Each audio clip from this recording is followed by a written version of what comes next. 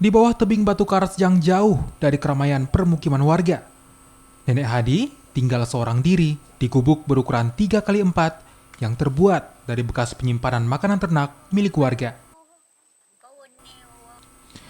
Lantai dan dinding gubuk dari anyaman bambu juga sudah lapuk oleh rayap. Di dalam gubuk hanya terdapat sangkar ayam, perabot dapur, dan tempat tidur yang sudah usang. Bukan tidak ada niat untuk memperbaiki tempat ini agar layak huni, namun usianya yang sudah kepala 7 memaksa Nenek Hadi hanya bisa pasrah karena kondisi kesehatan.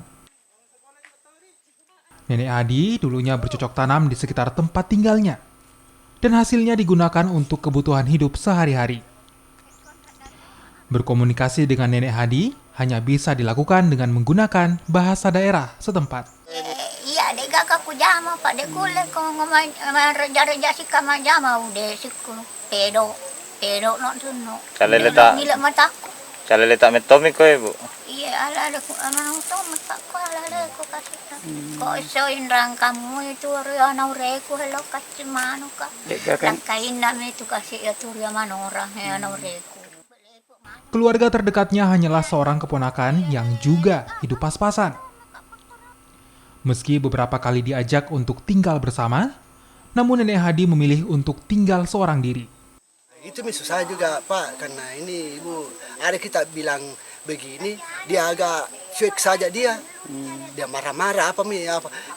Setelah ada sedikit, dicari apa-apanya di rumah, setelah hilang, bawa ke sana rumahmu. Nah, itu nih. Intinya tidak mau merepotkan juga ya Pak ya. Cuma sendiri, dia ikut sendiri. Sudah 2 tahun, Nenek Hadi hidup sendiri di Dusun Pajayang, Desa Tukamasea, Kecamatan Bantimurung. Ia bahkan tidak terdaftar dalam program Keluarga Harapan, serta program bedah rumah. Dia tidak terdaftar di PKH, tapi 2 tahun yang lalu sempat mendapat rasking, ras misking waktu tinggal di Lialeang. Jadi sejauh ini tidak bisa dibenahi rumahnya Pak? Ya, jadi kemarin kita sudah data, kita laporkan sampai ke kecamatan. Kalau bisa ada bantuan bedah rumah, bisa diprioritaskan lah, maksudnya mendapat bantuan bagaimana anggaran tuh dan pembenahan rumah, bedah rumah. Kini, Nenek Hadi hanya menghabiskan hari-harinya dengan seorang diri.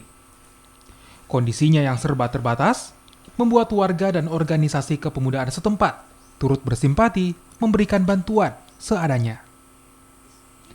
Aziz Hamid, Kompas TV Maros, Sulawesi Selatan.